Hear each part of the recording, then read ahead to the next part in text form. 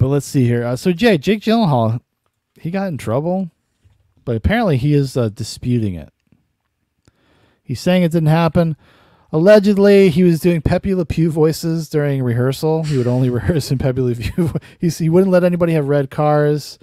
He suggested that the construction crew sleep in their cars so they don't spread COVID. That's what the claims were. It says, today, representatives for Gyllenhaal and Studio Canal are refuting Technicart's account, claiming that this English-language version of the film was never greenlit and Gyllenhaal and Kirby's time in Iceland was part of the developmental process. A Studio Canal person said, oh, so he did all this crazy shit when they were just, like, developing the project. These were, like, so those must have been, like, his fucking demands. Right, yeah. That kind of bums me out, because I like Jake Gyllenhaal. Yeah. Kind of bums me out if he's, like, going to be a fucking weirdo.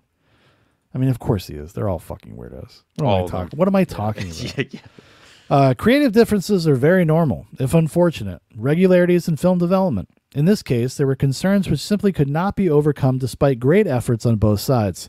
We greatly value all our relationships at Studio Canal and are happy that Thomas Bidegain was able to fulfill his vision on the French language version of Suddenly.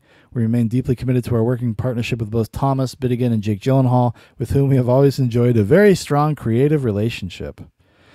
Bidegain claims Gyllenhaal and Kirby humiliated him by reading the script in a Pepe Le Pew accent. Honestly, you know, I take it back. That's kind of base. Yeah. If they really went up to some French director and were in Poland or wherever they were. Excusez-moi, we were going to make this film. Yeah. Oh, but I love you so much. Yeah. In his account, he also claims that Gyllenhaal required specific travel requests, including demanding a car that was neither red nor white, as he refused to fly out of COVID concerns.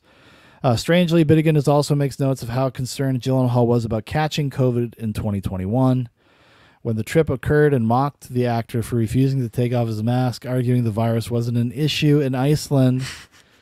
These people, dude. These fucking people. But the real differences Bidegain found with Gyllenhaal were creative. This was Bidegain's first English-language script, and he and Gyllenhaal disagreed on the overall meaning of the film. Bidegain interpreted the meaning, this is the end of the world, and perhaps love can save us. Gyllenhaal, however, saw it differently. After a walk in the woods and a meeting with a horse, he reportedly returned to the writer's room to allegedly play Greta Thunberg videos over rock music and cry, saying the film was about love of nature. Oh. How dare you! Oh, my God. However, sources close to the situation told the AV Club that neither Gyllenhaal nor Kirby were satisfied with the script. Further, our source maintains that this trip to Iceland was part of the developmental process, which aligns with Technicart's account, and that the film was never greenlit. All of that for that, and this is, I guess, the trailer for Suddenly. Our sources asserted that this is all normal part of the process, blah, blah, blah. Okay. So he was nutty. He was COVID nut. He went COVID crazy and started making all sorts of weird demands, and clearly is one of these like Mark Ruffalo types that's actually has no idea about anything he's fucking talking about, and just runs around being a good guy. You know what I mean? Yeah, I gotta really wonder what it is with a lot of these, especially the method actor types that just... when they play roles that are so not them, how they can't even read into the character that is... Well, they can't act. It's called not acting. Yeah. Acting assumes that you are pretending, and you shouldn't have... Yeah.